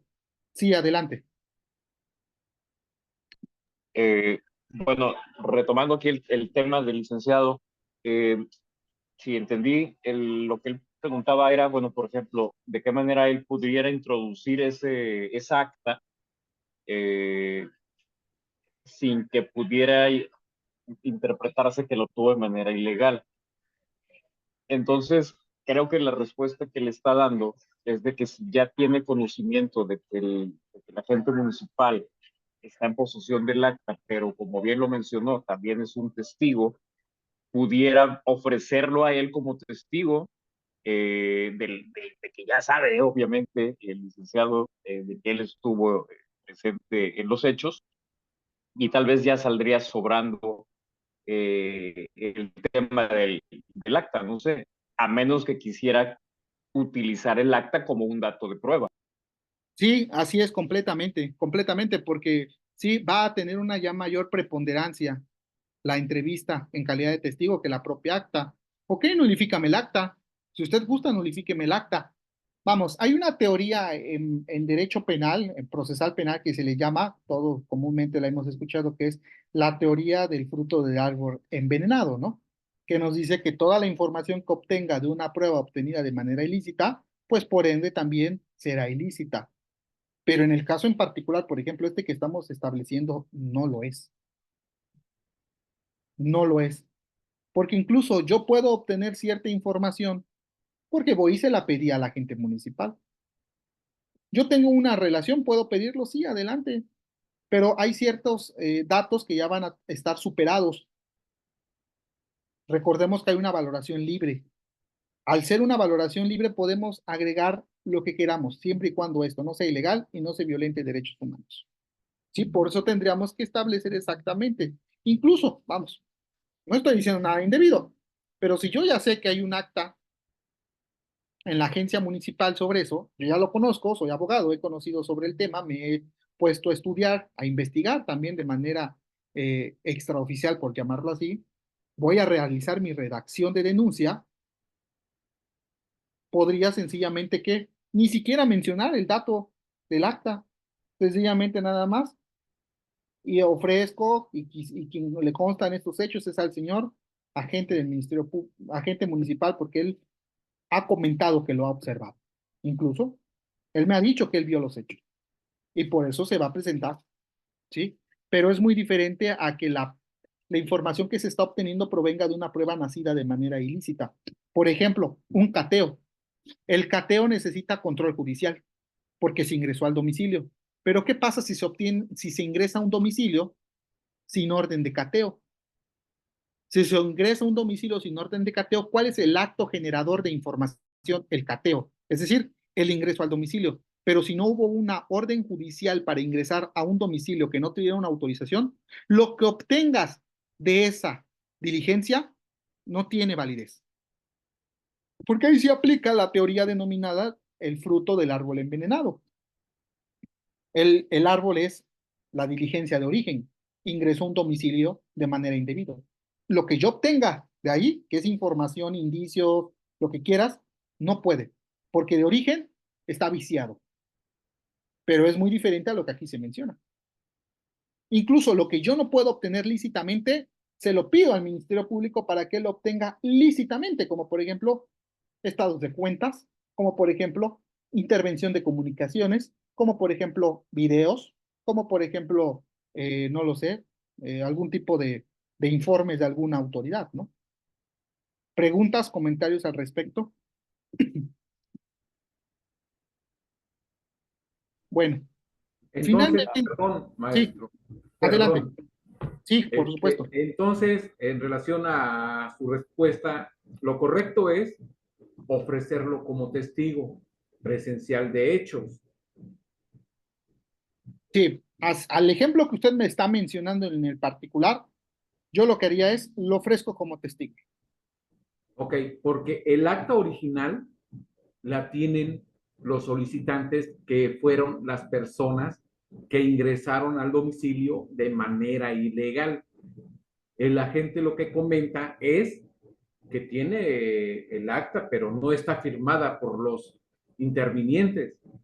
Los que el acta firmada la tiene los intervinientes que solicitaron esa acta, su apoyo como agente. Donde todos Entonces, firmaron, incluyendo al agente municipal, ¿no? exactamente. Entonces, presencial de hechos. Sí, es un testigo presencial de los hechos. Algunas ocasiones he visto en la práctica y es que nos regresamos a lo básico, que, por ejemplo, se pretende que notarios públicos que tienen fe pública eh, acudan ante un juez, por ejemplo, un juez de juicio penal, para narrar su fe y decir que la exposición que haga el notario respecto a cierto hecho va a tener una validez plena porque tiene fe pública y no se puede cuestionar, es dogmática la versión. Pero yo diría, tenemos la versión de un notario, pero si tenemos otros datos de prueba, medios de prueba o pruebas que nos digan una versión diferente, juez de juicio, ¿a quién le va a dar validez? ¿Al notario aún con su fe pública o a los otros medios o pruebas al respecto? Es algo más o menos lo que usted me está mencionando. Los documentos en sí mismo, en una audiencia de un juicio oral, no tienen validez plena. La validez plena es lo que se desahoga ante la presencia del señor juez, de la señora juez. Eso es lo que va a tener la prevalencia. ¿Por qué? Porque se va a aplicar el principio de inmediación. ¿Y cuál es el principio de inmediación? Solo tiene validez lo que es desahogado ante el juez. Y nada más. Pero si, por ejemplo, la otra parte dice, no, es que yo tengo el acta y solicito que se desahogue el acta. Pero si viene el testigo, que fue el propio agente municipal que realizó el acta y al momento de desahogarlo dice algo de mayor trascendencia, ah, sí, yo hice esta acta, pero lo que no se mencionó en el acta fue esto, lo que pasó antes, lo que pasó después. Pregunta, ¿qué tiene más validez? Su declaración dicha de viva voz ante el juez bajo los principios de inmediación, contradicción, interrogatorio, contrainterrogatorio, o el acta, la testimonial, mediante el interrogatorio. ¿Sí? Eso es lo que va a tener mayor validez. Entonces, los documentos tampoco son plenos, ¿eh? Los documentos tampoco son plenos, las actas no son plenas. Hay otras informaciones que van a ser corroborados. No sé si queda claro este punto. Quedó claro, maestro. Le agradezco mucho. Gracias. Bueno, terminamos con esto. El restablecimiento de las cosas al estado previo también es un derecho de la víctima y que también desde nuestro escrito inicial de denuncia lo pudiéramos agregar. En cualquier estado del procedimiento, llámese etapa inicial también, la víctima u ofendido podrá solicitar al órgano jurisdiccional, ordene como medida provisional, cuando la naturaleza del hecho lo permita, la restitución de sus bienes, objetos, instrumentos o productos del delito, o en su caso, la reposición por restablecimiento de las cosas al estado que tenía antes del hecho, siempre que haya suficientes elementos para decidirlo. Artículo 111 del Código Nacional. Entonces, la restitución al estado previo de las cosas, es decir, a como se encontraba previo a la comisión del delito, si por la naturaleza del evento se pudiera dar, hablo por ejemplo quizás del despojo, se puede solicitar. Se puede solicitar ante el Ministerio Público para que éste acuda ante el juez a audiencia y se puede realizar también desde nuestro escrito inicial de denuncia. Entonces, nuestro escrito inicial de denuncia va a ser el mecanismo por el cual pues, se pueda dar inicio a la carpeta de investigación, en la cual tiene que llevar los datos de identificación, reitero, la narrativa de hechos, tiempo, modo y lugar, qué pasó, cómo pasó, cuándo pasó, dónde pasó, quiénes pasaron, quizás por qué, tiempo, modo y lugar. Puedo ofrecer datos de prueba desde mi escrito inicial, documentos, entrevistas, incluso a lo mejor alguna pericial que yo ya realicé de manera particular, lo puedo agregar, claro que lo puedo yo agregar. Y también puedo yo exponer petición de propuestas de actos de investigación. Solicito que desde este momento usted gire oficio al ministerio, al policía ministerial, a periciales para hacer determinada acción pericial, para recabar ciertos informes en ciertas áreas, propuestas de actos de investigación. Que dijimos que el ministerio va a tener 3 días para acordarlas, en sentido afirmativo o negativo, pero acordarlas. Puedo desde mi escrito inicial de denuncia solicitar medidas de protección, medidas providencias precautorias o en su caso solicitar la restitución de las cosas al estado previo de la comisión del delito. Y finalmente, pues bueno, ya se presenta y con ello se da inicio a la carpeta de investigación. Más o menos esto es lo que nos va a comprender la etapa de investigación y bueno, ya todas las técnicas que conlleva, que reitero, pues son diversas, pero pues por fines de la clase, pues hasta aquí podríamos llegar. ¿Alguna pregunta, comentario, algo al respecto de lo hoy comentado? Yo tengo solamente dos preguntas, Dígame, maestro. adelante. Con relación al artículo 137, medidas de protección en los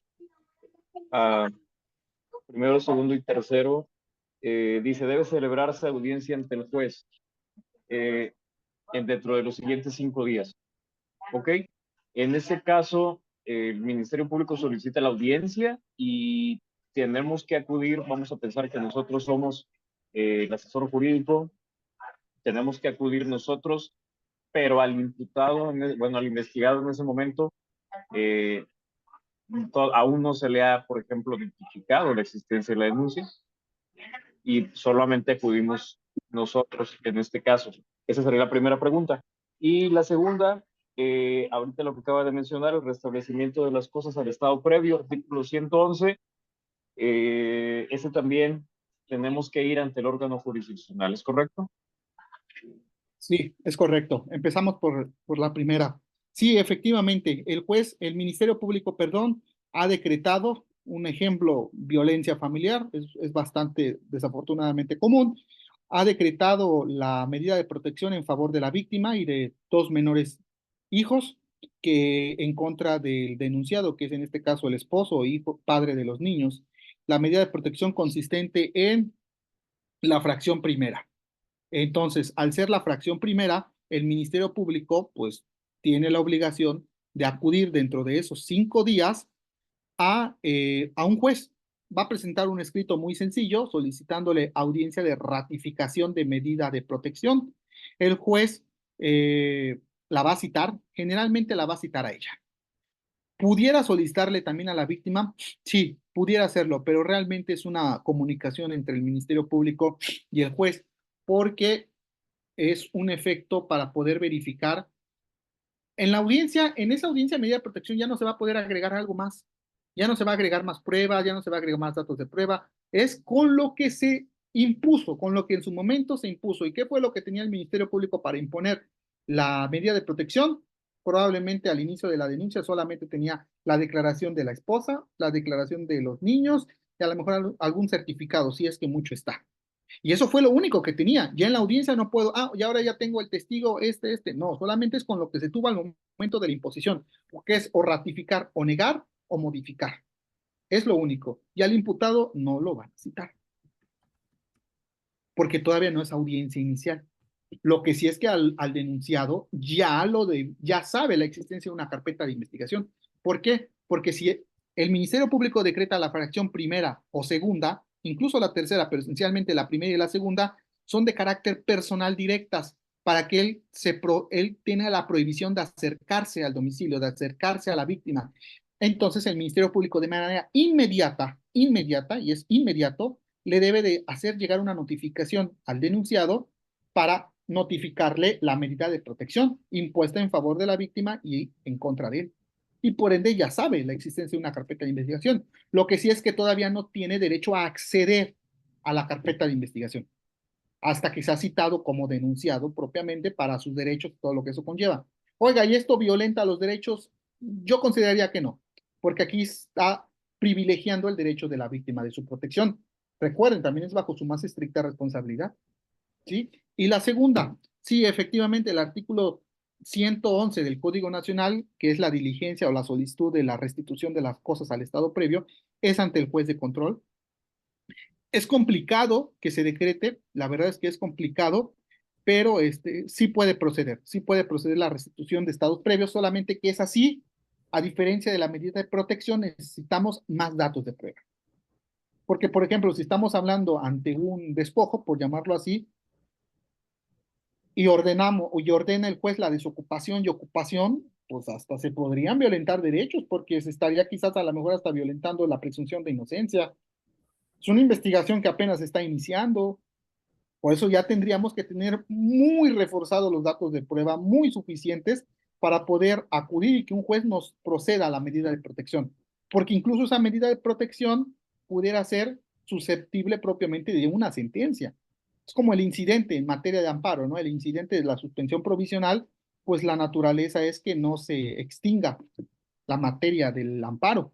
En esta cuestión igual, algo parecido, porque con la restitución de la cosa al Estado privado, pues pudiera propiamente ya no hay materia para después, ¿no? Entonces es complicado, pero sí, tendrías que recabar muchos datos de prueba idóneos suficientes para demostrar reparación, hecho delictivo y probable participación. Y es que esa es en cualquier momento, no solo es en la investigación inicial, dice en cualquier momento del procedimiento, ¿sí? Bueno, sí, el texto yo se los hago llegar, no se preocupen, yo se los hago llegar, por favor, y las diapositivas también. Bueno, si no hay alguna otra pregunta o comentario, pues sería todo por mi parte. Espero que haya sido de provecho y pues cualquier duda o comentario, estamos por aquí a la orden. Yo soy Abimael y bueno, algo con el maestro Román, me pueden también contactar y ahí le hago llegar la información. Que tengan buenas noches, hasta luego. Excelente ponencia, maestro. Gracias. Gracias, hasta luego.